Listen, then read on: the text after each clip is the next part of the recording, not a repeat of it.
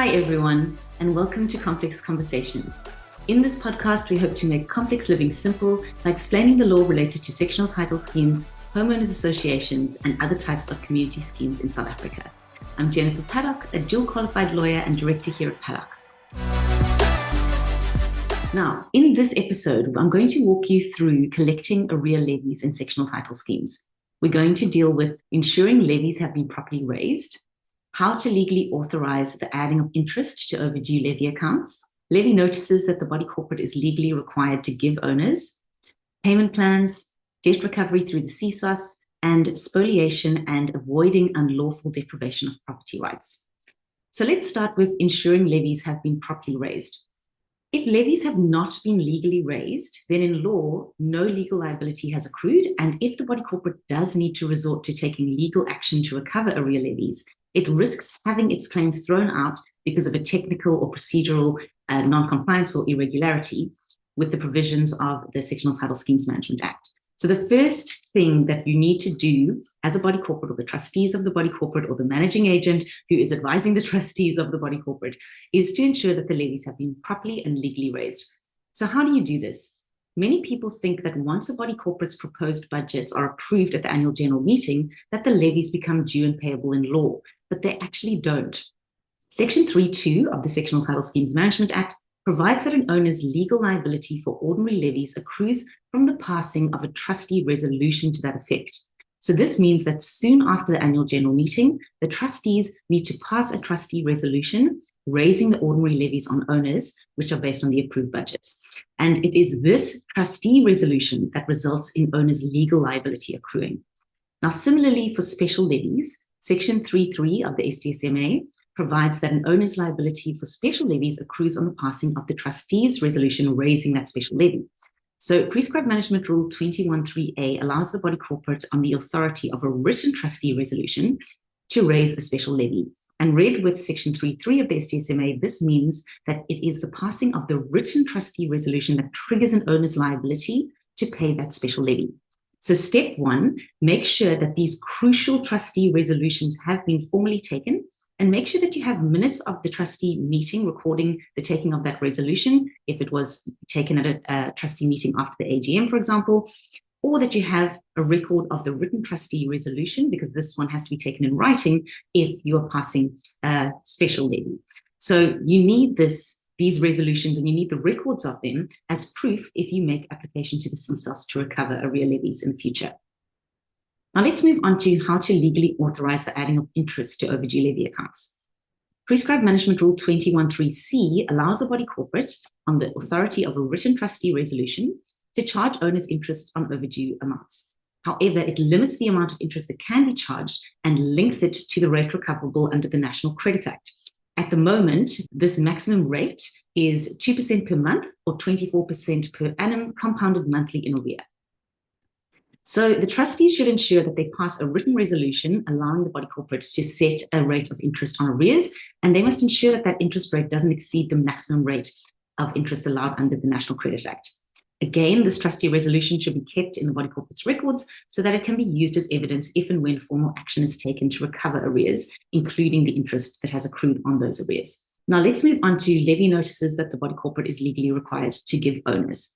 So there is, after the trustees have resolved to raise the annual or ordinary levies after the AGM, all owners must be given notice of the levies that are due and payable by them, the installments in which they are payable, and the due dates on which they must be paid.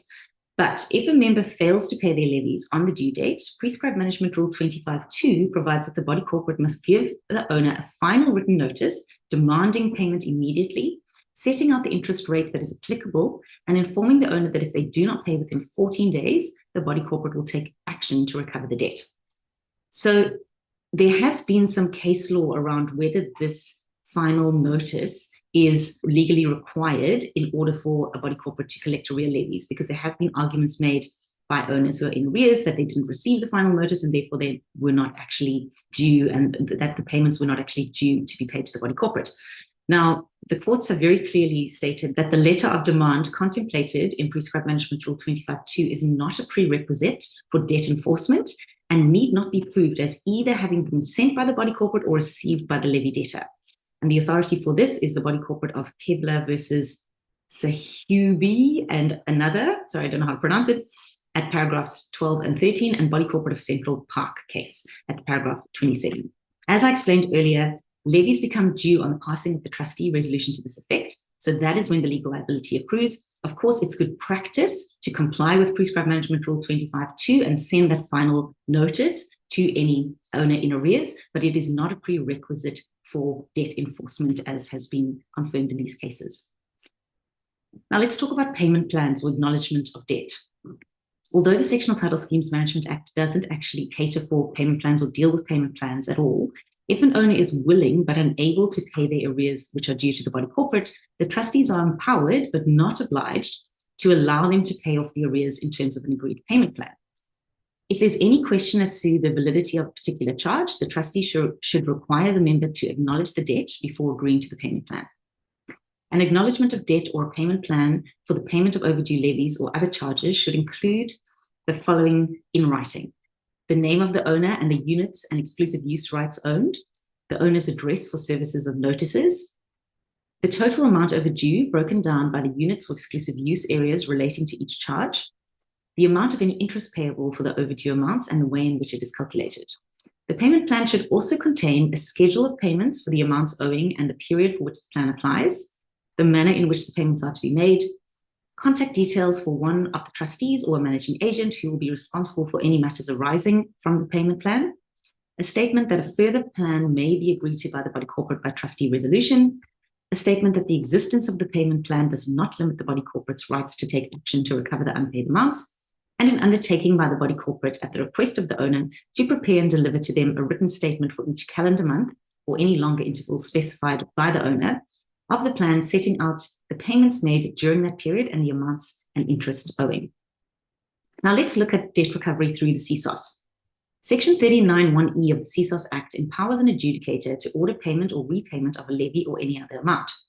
And Section 39(1)(f) of the CSOS Act allows an adjudicator to give an order diverting a tenant's rental payments from the landlord to the body corporate. So this means that the body corporate can apply to the CSOS for an order either under Section 39(1)(e) or Section 39(1)(f) or both to recover arrear levies and other amounts owed to it by an owner. But before a body corporate does so, it should ensure that the Prescribed Management Rule 25.2 final notice has been sent to the owner concerned. As I mentioned, even though the courts have said that this is not a prerequisite for debt enforcement, it is still good practice and the CSOS will want to see this. Number two, that the trustees have taken a written resolution authorizing the CSOS application. They should include in the resolution their decision to appoint one or more named persons to represent the body corporate in the proceedings.